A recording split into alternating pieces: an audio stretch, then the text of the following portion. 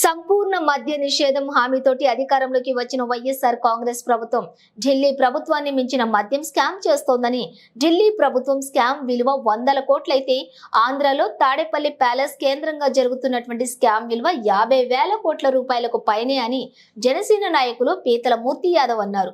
బుధవారం విశాఖ పౌర గ్రంథాలయంలో ఏర్పాటు చేసిన మీడియా సమావేశంలో ఆయన మాట్లాడారు. బెల్ట్ షాపులు పూర్తిగా మాఫీ చేస్తానని చెప్పినటువంటి మీరు ఈరోజు విశాఖ దొంగ మార్గంలో అనేకమైన మీరు ప్రజలకు ఇచ్చినటువంటి వాగ్దానం ఏమైతే ఉందో నిషేధిస్తానని చెప్పి ఈరోజు ఈ రాష్ట్రంలో ఏర్లే పారుతున్నటువంటి వచ్చే ప్రభుత్వాన్ని ఒక్క ఓటుతో కాదండి, అది మన 5 సంవత్సరాల భవిష్యత్తుపై ఆధారపడి ఉంటుంది. ఇందుకు గాను అందరూ ఎవరికి వేయాలి, ఎందుకు వేయాలి, వేస్తే మన వ్యవస్థ ఎలా ఉంటుంది, మన ప్రభుత్వం ఎలా బాగుపడుతుంది. మద్య దుకాణాల దగ్గర బారుల దగ్గర పెట్టమని చెప్తే ఇప్పటివరకు రాష్ట్ర ప్రభుత్వం ఆ యొక్క విషయంలో జోక్యం చేసుకుని ఎన్నికల సంఘం నియమావళికి విరుద్ధంగా ఎక్కడ కూడా సీసీ కెమెరాలు పెట్టి దాఖలాలు లేవు. మద్యం లారీలు ఎడిపోతున్నాయో ఎవరికి తెలియదు. రానున్నటువంటి ఎన్నికల్లో 30 రోజుల్లో వైసీపీ నాయకులు ఈ రాష్ట్రంలో జే బ్రాండ్ మద్యాన్ని ఇచ్చి మద్యం మత్తులో ఓట్లు వేసుకునే కార్యక్రమాన్ని ఇవాళ శ్రీకారం చుట్టుపోతా ఉన్నారు. మనం చూసాం తెలంగాణ కేసీఆర్ గారి కూతురు కవితది ఢిల్లీ లిక్కర్ స్కామ్లో ఈ యొక్క ఆంధ్ర లిక్కర్ స్కామ్తో పోలిస్తే ఏదైతే తాడేపల్లి ప్యాలెస్ భారతి గారు కాలు గోటుకు కూడా వీళ్ళు చేసేటువంటి స్కామ్ చేసే కాలు గోటుకు కూడా ఆ యొక్క తెలంగాణ లిక్కర్ స్కామ్ కవిత సరిపోదు. తాడేపల్లి ప్యాలెస్ భారతి గారికి నేతృత్వంలో, మిథున్ రెడ్డి నేతృత్వంలో ఎవరైతే ఎక్సైజ్ మద్యం అధికారులు ఉన్నారో ఈ రాష్ట్రంలో 5 ఏళ్ళుగా ఎక్కడే తిష్ట వేసి ఇప్పటి వరకు వాళ్ళకి ఎటువంటి ట్రాన్స్ఫర్లు అవ్వకుండా 1,000 కోట్ల రూపాయలు వీళ్ళకి ముడుపులు చెల్లిస్తూ ఉన్నారో దీన్ని బట్టి అర్థమవుతా ఉంది. ఈ ముఖ్యమంత్రికి మద్యపాన నిషేధం మీద అంచెలంచెలుగా నేను ఇవాళ మద్యాన్ని ఎత్తివేస్తానని చెప్పి ప్రకటనలు పలికిన ముఖ్యమంత్రి ఇవాళ వరకు మద్యాన్ని బ్లాక్లో అమ్మేటువంటి పరిస్థితికి వాళ్ళు తీసుకొచ్చారు.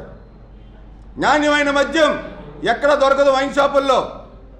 అదే వైన్ షాప్కి సామాన్యుడు వెళ్తే ఒక బ్రోకర్ ఫోన్ చేస్తాడు, వాడు వచ్చి బాటిల్ పట్టుకొని ఇస్తాడు, అదనంగా 100 రూపాయలు ఛార్జ్ చేస్తాడు.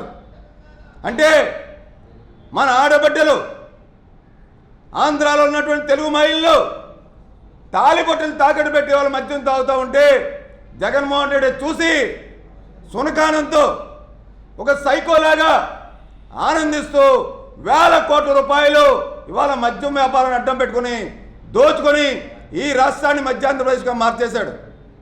అందుకే జనసేన, బీజేపీ, టీడీపీ కూటమి ఎన్నికల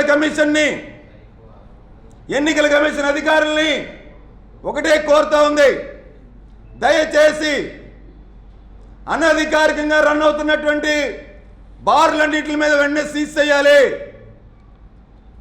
ఏవైతే మద్యం వ్యాపారాలు చేస్తున్నటువంటి బెల్ట్ షాపులు ఏవైతే ఉన్నాయో అవన్నీ కూడా ఎన్నికల సంఘం దృష్టి సారించి వాటిని సీజ్ చేయాలి.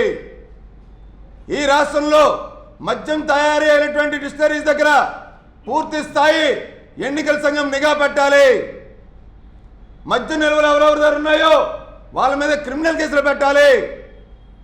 ఈ ఎక్సైజ్ డిపార్ట్మెంట్ని మద్యం వ్యాపారాన్ని పూర్తిగా ఎన్నికల సంఘం తన గుప్పెట్లో ఉంచుకొని మానిటరింగ్ చేసి ఈ రాష్ట్రంలో పారదర్శకంగా ఎన్నికలు జరిగేలాగా, మద్యం మత్తులో ప్రాణాలు కోల్పోకుండా, ఆడబిడ్డలు తాలిబొట్లు తెగిపోకుండా ఈ రాష్ట్రాన్ని సుభిక్షంగా పరిపాలించాలంటే నిష్పక్షపాతంగా ఓట్లేసేటువంటి కార్యక్రమం, కల్తీ మద్యం ఏర్లే పారకుండా వ్యవహరించేదానికి ఎలక్షన్ కమిషన్ జోక్యం చేసుకోవాలి.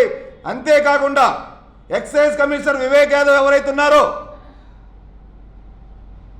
AP beverages corporation MD Vasudev Reddy ఎవరైతే ఉన్నారో, ఈ ఎక్సైజ్ సూపరింటెండెంట్లు టెస్ట్ చేసుకుని ఎవరైతే కూర్చున్నారో వీళ్ళందరినీ కూడా తొలగించాలి విధుల్లో నుంచి. ఎందుకంటే వీళ్ళు జగన్మోహన్ రెడ్డి భారతమ్మ నేతృత్వంలో మిథున్ రెడ్డి స్క్రీన్ ప్లే డైరెక్షన్లో వీళ్ళు వ్యవహరిస్తూ ఉన్నారు. వీటన్నింటికీ గాను ఇవాళ జగన్మోహన్ రెడ్డి ఎన్నికల్లో 65 నియోజకవర్గాలు మిథున్ రెడ్డికి ఆ యొక్క నియోజకవర్గానికి ఒక్కొక్క దానికి 30 కోట్ల రూపాయలు పంపించాలని చెప్పి తూర్పుగోదావరి జిల్లా, పశ్చిమ గోదావరి జిల్లా